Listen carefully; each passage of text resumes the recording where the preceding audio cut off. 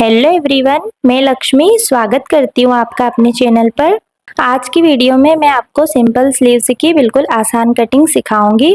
अगर आप बिगिनर्स भी हैं तब भी इस तरीके से आसानी से स्लीव्स की कटिंग कर सकते हैं।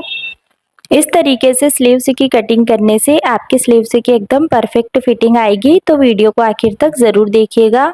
तो सबसे पहले हमें फैब्रिक को 4 फोल्ड कर लेना है। तो मैंने यहाँ पर फैब्रिक को डबल फोल्ड करा है। अब मैं यहाँ पर फैब्रिक को एक और बार फोल्ड कर रही हूँ। तो इस तरीके से हमारा फैब्रिक 4 फोल्ड हो जाएगा। हमें फैब्रिक को कितने इंच पर फोल्ड करना होता है, तो हमारा जितना आर्म होल है उसमें हमें मार्जिन का प्लस करके यहाँ पर फैब्रिक को फोल्ड करना होता है। मार्जिन हमने जितना ब्लाउज में लिया है उतना ही हमें यहाँ पर प्लस करके फैब्रिक को फोल्ड करना है। तो मेरा आर्म होल यहाँ पर है 7 इंच, तो मैं उसमें 1.5 इंच प्लस कर रही हूँ मार्जिन के लिए। तो मैं यहाँ पर 8.5 इंच पर फैब्रिक को फोल्ड कर रही हूँ।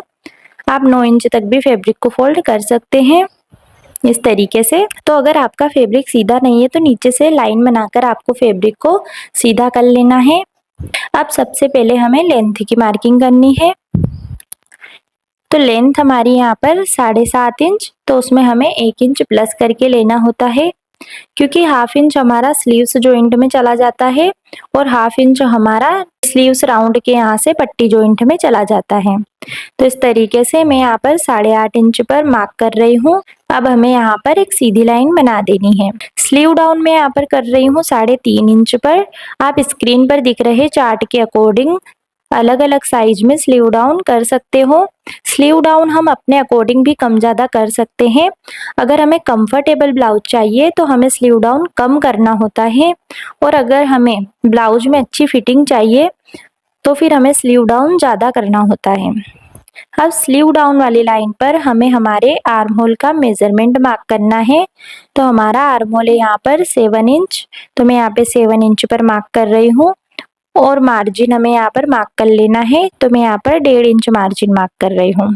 अब हमें स्लीव राउंड की मार्किंग करनी है। तो स्लीव राउंड है यहाँ पर 9 इंच, तो उसका हाफ हो जाएगा 4.5 इंच। तो मैं यहाँ पर 4.5 इंच पर मार्क कर रही हूँ, और उतना ही मार्जिन हमें यहाँ पर मार्क कर देना है 1.5 इंच। अब हमें यहाँ से एक सीधी लाइन बना लेनी है, और इस सीधी लाइन का हमें सेंटर निकालना है और सेंटर पर मार्क कर लेना है इस तरीके से।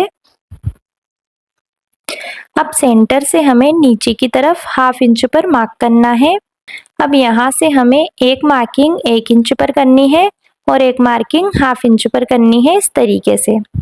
अब 1 इंच वाली मार्किंग और सेंटर वाली मार्किंग को मिलाते हुए इस तरीके से हमें स्लीव्स का शेप बनाना है, और दोनों हाफ इंच वाली मार्किंग को मिलाते हुए हमें स्लीव्स में गहराई का शेप बनाना है। अब हमें यहाँ से हमारे आर्म होल का मेजरमेंट लेकर देखना है कि हमारा आर्म होल कहाँ पर आ रहा है। तो हमारा आर्म होल यहाँ पर 7 इंच, तो हमें इस तरीके से मेजरमेंट लेते हुए 7 इंच पर मार्क करना है। यही हमारा फिटिंग वाला मार्क होगा।